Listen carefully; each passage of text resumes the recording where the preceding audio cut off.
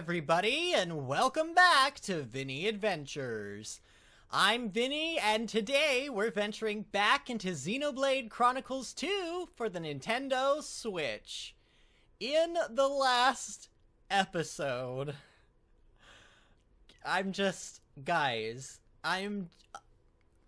okay.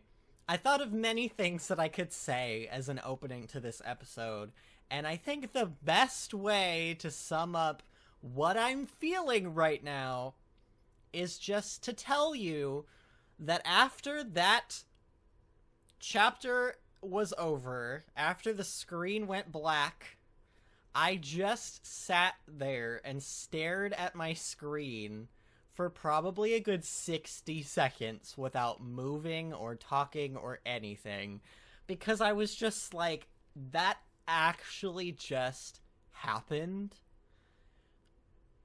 I mean, like, I could sit here and talk about so much. I mean, first of all, finally the Flesh Eater, all the Torna members being Flesh Eaters, like, that's pretty much been confirmed. We still don't really understand what Jin is. Is he just a blade? I don't know. Jin seems like there's something more going on with him. His blood core crystal, like, that's something special. That's not usual, But as for Akos and Patroka and Mikhail, we know that they're Flesh Eaters now. That's a huge burden off of our shoulders of information. Like, before we were, like, pretty positive, we were, like, 99.9% sure, but now it's been officially confirmed by the game, and Jin has turned into Super Jin and has taken Pyra away. And Pyra, like, when she turned to Malos and said, "Are you sure about that?" and started glowing with that look in her face. Oh my, like, that, I almost started to tear up there. In fact, I'm tearing up actually just thinking about it, and not like a, like, I'm gonna cry way, but like, that is awesome. Like, that has me feeling so much pride for Mythra, because up until this point, Mythra's, like, had her moments where she's had her strength, but overall, and I've probably just said Mythra like 6 million times. Pyra, not Mythra.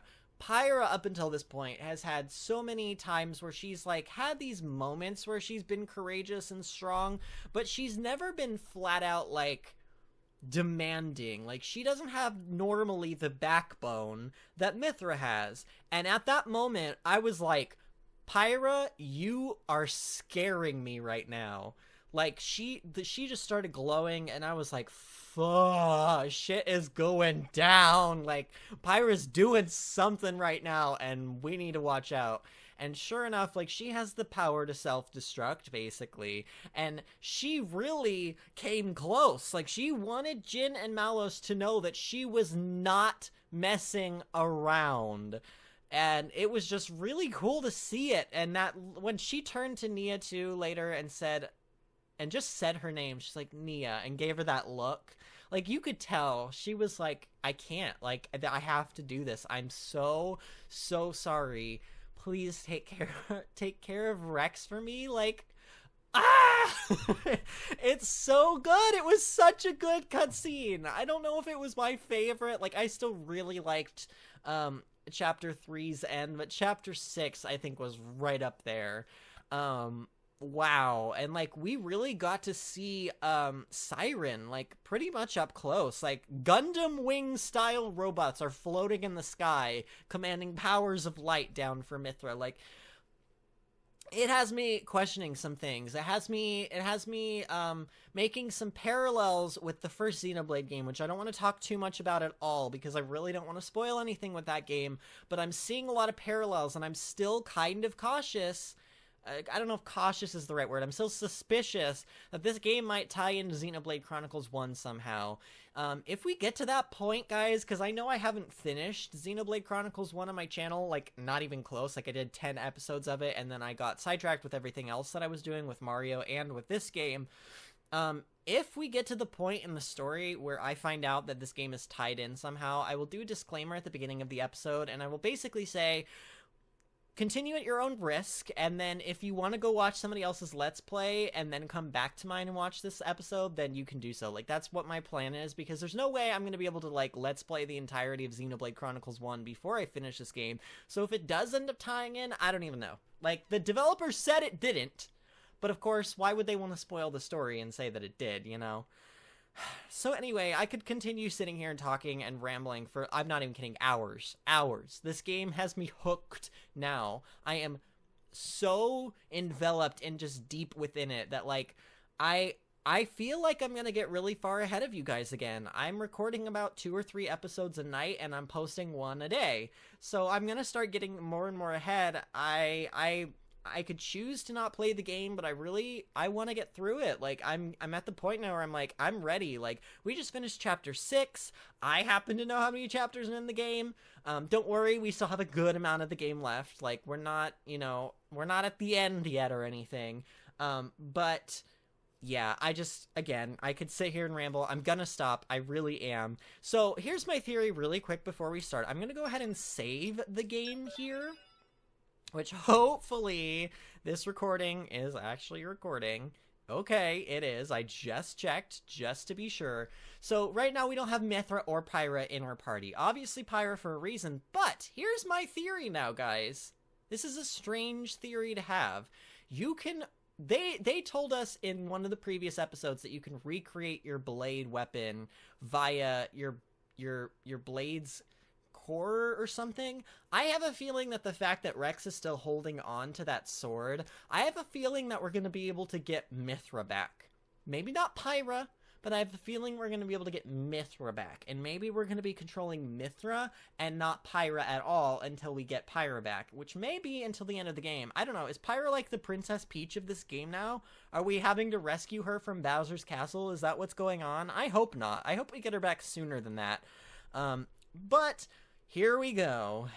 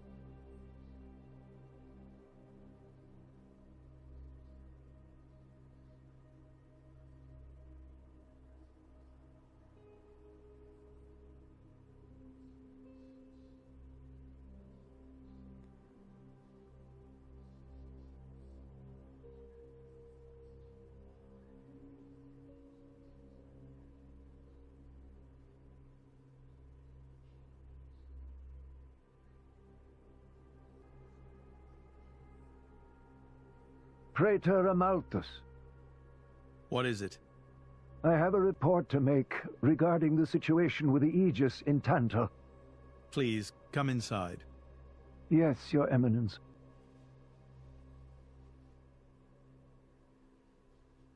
So, Jin finally has his hands on the Aegis. It seems the boy wasn't good for much after all. Unless he can find what is lost. Your Eminence? Hector. Yes? Prepare the ceremony. At once, Praetor.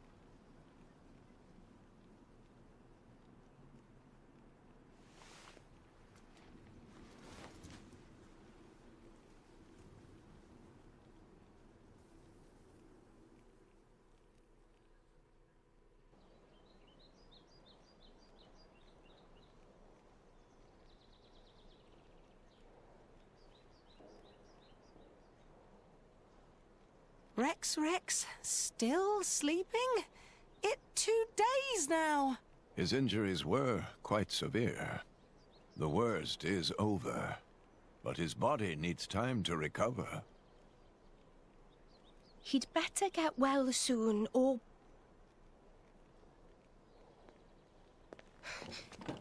Rex?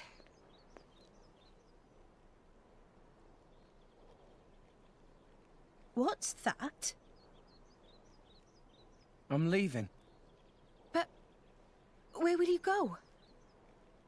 Good question.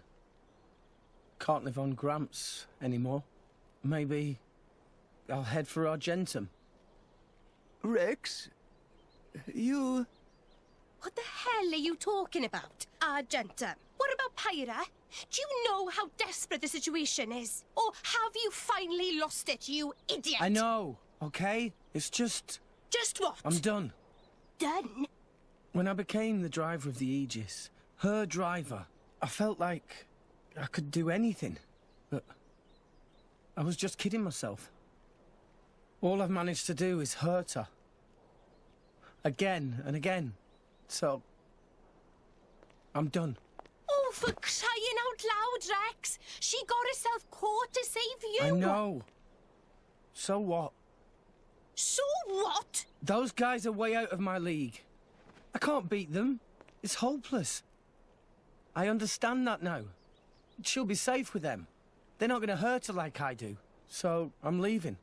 I've just been kidding myself all along. Me, a driver, in the end, salvaging is all... You bloody idiot!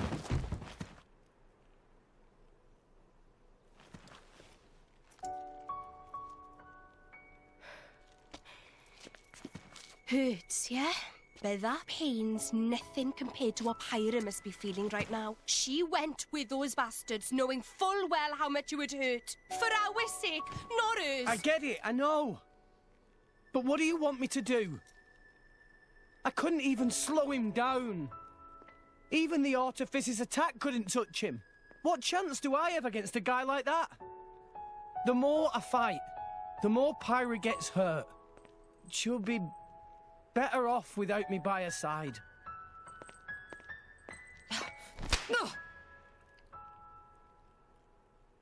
Do you actually mean that? Do you not have the slightest idea how it felt for her to leave you? With me here, he'll suffer even more, lose even more. So maybe Rex is better off without me. Rex, and the whole world, they don't need me. That's just how it feels. Pyra thought you'd be better off if she was dead. Did you know that? She is planning to sacrifice herself to defeat them. Huh? You drove her to this, but here you are, giving up! You said you'd get Pyra to Elysium, didn't you? You'll eat your words just like that? Hey, Mum, Dad, it's been a while. A ton happened, you know? I became a driver. And this girl is Pyra, my new partner. I know you'd love her.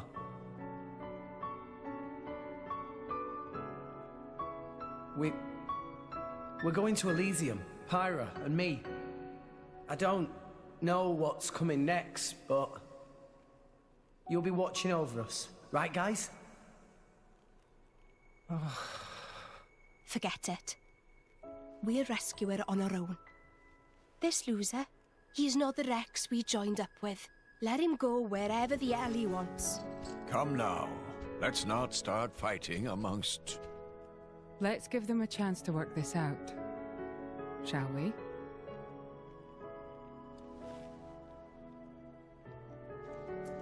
You know, Nia quite right. Rex definitely not behaved like himself. Giving up after one loss? That not Rex I know at all. but... Now is not time for excuses!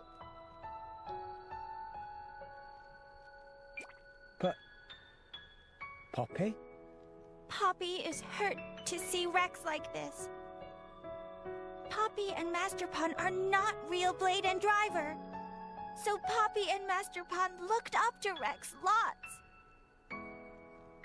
Rex worked very, very hard to get this far. When Rex tries hard, Poppy and Master Pun try hard. Rex like bullseye we aim for. Without Rex, we not know which way to go. So please, Rex cannot give up and stop here. Poppy.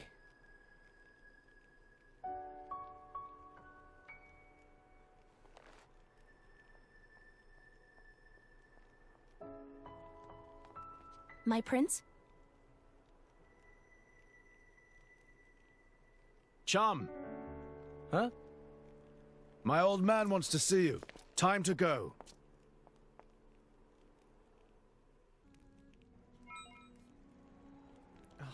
Guys, the surprise feels have struck again. That was such a good cutscene. Oh my god, Poppy and Nia, like, I'm crying. Just so you know, not ashamed of it. I love this game. The fact that a game can make me feel so emotionally invested in the characters, like, that's awesome. Nia's voice actress, by the way, I followed her on Twitter. I can't remember her name, and I feel really bad about it. I'll post it on the screen. She is amazing, and that scene was so good. Like, Nia's voice actress has such power and conviction, like, behind her voice. Like, Nia felt completely betrayed and heartbroken there, and just... I don't know, that was such a good moment. Like, that was such a good moment. I can't even, chapter 6 is over, but chapter 7 is, like, if this is what chapter 7 is gonna be like, and the rest of the game is gonna be like this deep and this character driven, like, oh my god, it's so good. Like, I'm really, I know I don't seem happy, but I'm really happy. Like, this game just, it gets better. The longer I play it, the better it gets, and I have a feeling that, like, by the end of the game, I'm just gonna be blubbering like an idiot. So just, like, prepare for that. You're gonna see a grown-ass adult probably cry in front of the camera by the time this game is over. Like, fully cry, because if that kind of a cutscene is making me feel this emotional and this, like, invested in the characters, I can't imagine what kind of curveballs they're gonna throw at us later. I mean, it's just gonna get more intense from here on out. I don't know if I'm ready for it. Honestly, this is crazy, but do we have our... Oh, yeah, okay, we do have our entire party with us, it appears, so that's good. Agate is taking the lead as our Blade, obviously, because we don't have Mithra or Pyra at the moment. So, I guess the king wants to see us, so that's where we're heading off to. And what are all these guys doing here? I don't really understand. Whatever, I can't get too distracted. Let's go see the king. Let's see what this is gonna be about.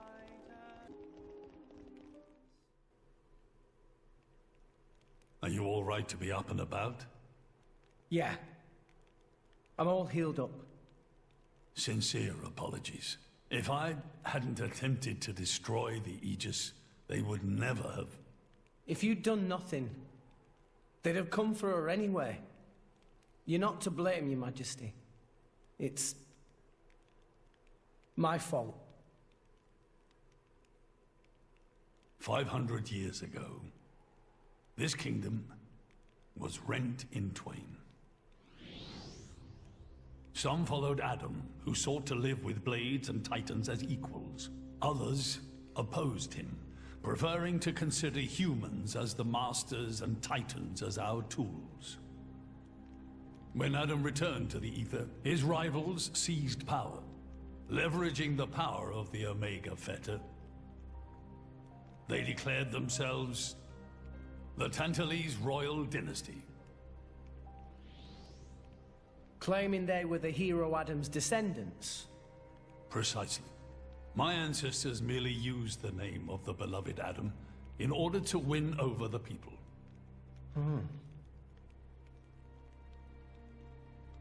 Before long, we resolved to protect ourselves from meddlesome foreigners.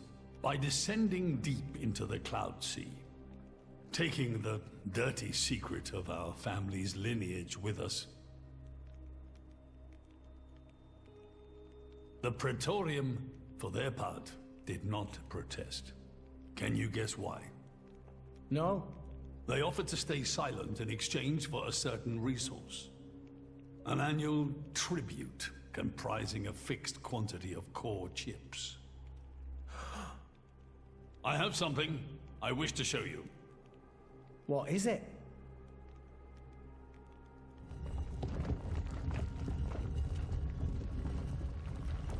What is this? This is Gembo's ether flow. The Titan draws in the fabric of the Cloud Sea and uses it as a source of energy. This energy flows throughout the Titan's body in the form of ether. Refining and crystallizing this ether creates core chips. This process is what you see before you.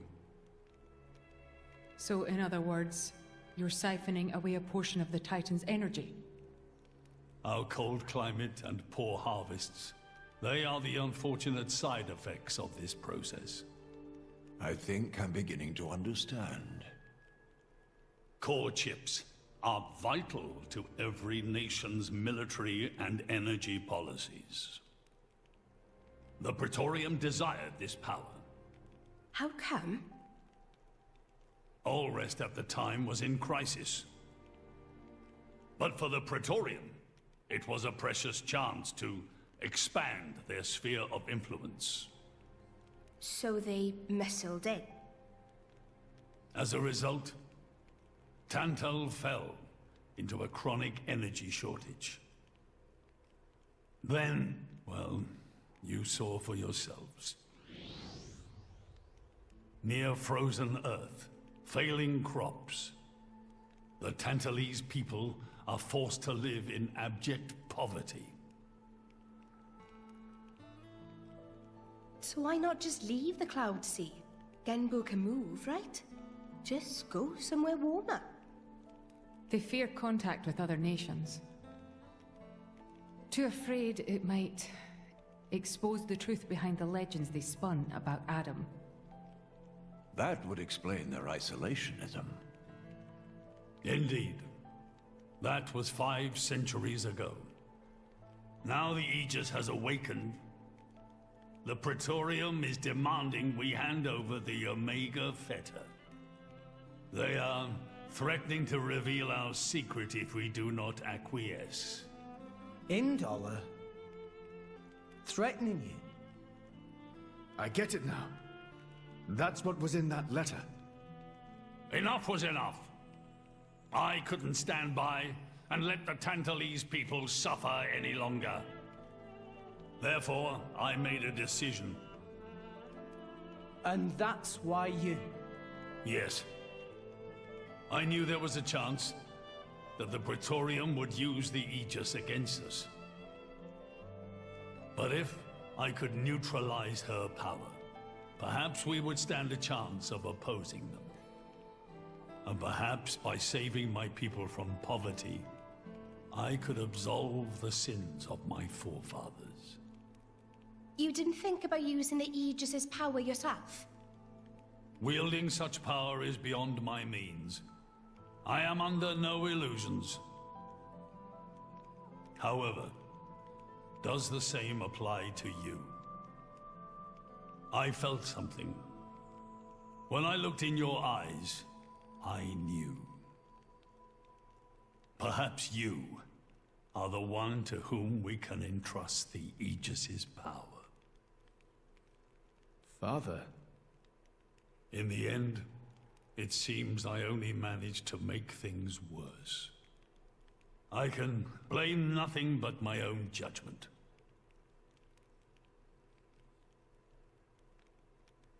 This tome records the deeds of the hero Adam.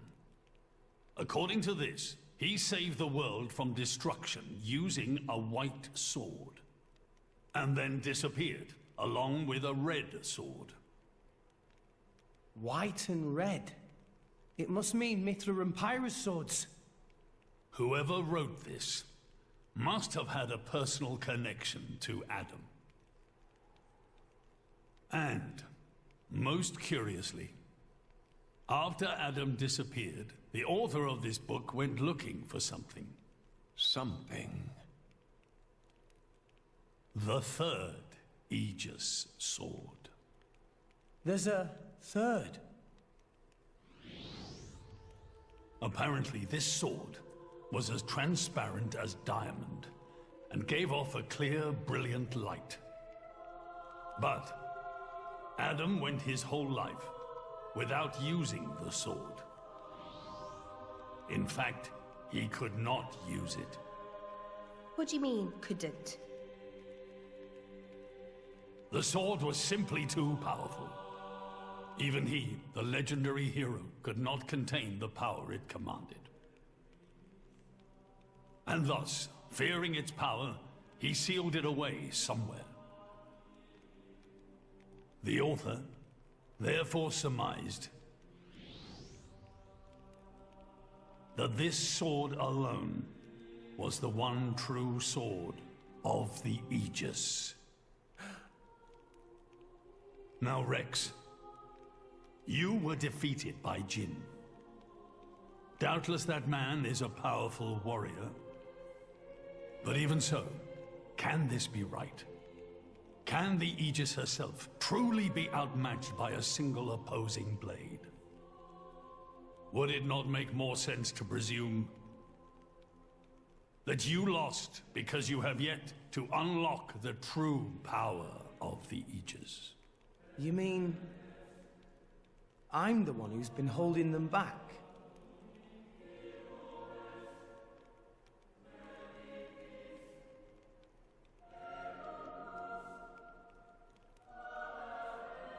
Your Majesty, where is that sword?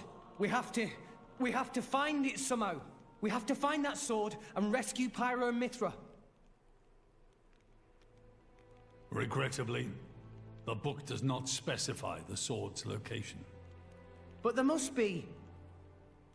However, reading between the lines, it seems the author suspected that the sword lies somewhere in Leftheria. It's not much, but that's where I would begin the search. In Leftheria. Are you ready? Huh?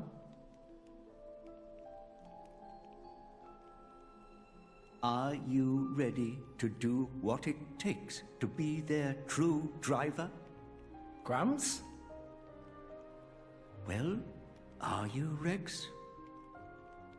Yes! Of course! I'm going to be the driver that Pyra and Mithra deserve. And then, I'm gonna take them to Elysium. Then come with me. I'll show you the way.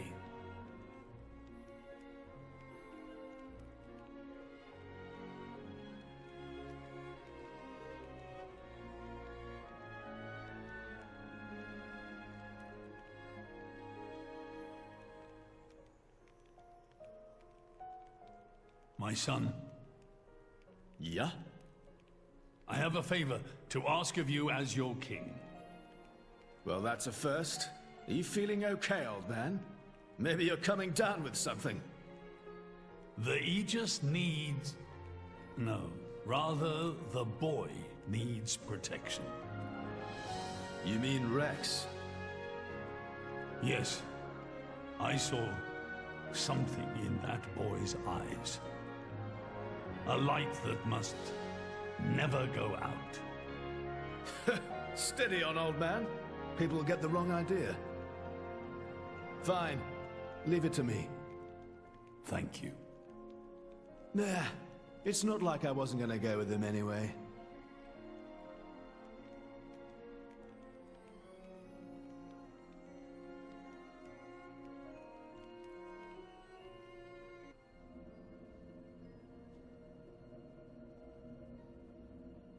You really can't judge a book by its cover.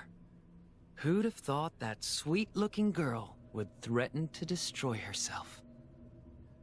Didn't she realize taking her own life would mean the boy died too? Oh, she knew exactly what she was doing. The whole thing was a bluff then? No, not at all.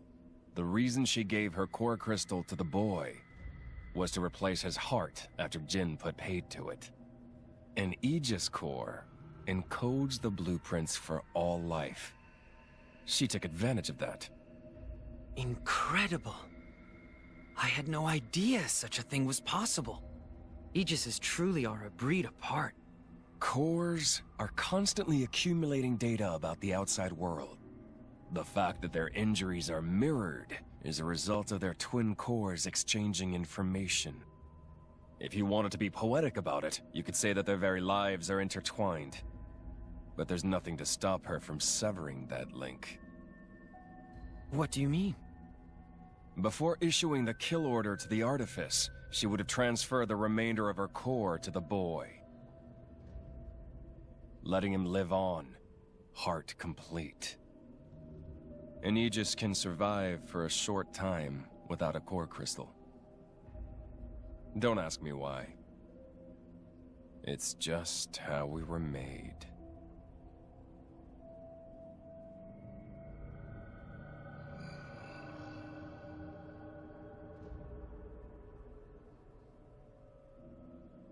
So that's the reason Jin agreed to her terms. He couldn't care less about the boy. But he wasn't about to lose this one. Simple as that. Come on, Rex. For the moment, let's return to Fonset Village. Back to the village? I'll explain everything in detail once we get there. Just head to Fonset for now. Alright. Oh my gosh, guys, that was a lot of information to take in. So, I've got a lot of theories stirring around. That is the second time now that somebody has mentioned seeing something in Rex's eyes. Malos being the first person to say something, and obviously the king being the second. And I also want to say that I think that that old wrinkly face that we keep seeing, guys, I think that might be the architect. I don't know. I think that that's what we're being led to believe anyway. I don't know if that's actually what's going on. But the fact that the true Aegis sword is in Leftheria, of all places, can't be a coincidence. Like, Rex is from Leftheria. Rex's parents, I don't know. I'm just, like, all of this is intertwined and lining up so incredibly perfectly. It's for a reason. A lot of stuff is about to go down. We're about to, like, I have a feeling. Does this also mean, I mean, this has to mean that, like, Pyra and Mithra have a third form, and if the third form is anything like Pyra and Mithra, it's gonna have its own mind and memories and personality as well. So we're, like, getting another character that's gonna, like, appear at some point, I think. And is Rex going to be able to handle that character? Like, I don't know. There's just so much going on. I need time to process this. And honestly, the cutscenes in this episode were so long that I think that that is, like, that's a pretty goodly, decently sized episode. Like, I think I am probably going to just take a short break right here and end the episode off so that I can collect my thoughts, and then we will head to Leftheria, to Fonset Village. If you guys enjoyed this episode, remember to give the video a thumbs up and subscribe to the channel if you haven't already to stay updated, and I will see you guys next time for more Xenoblade Chronicles 2. See you later!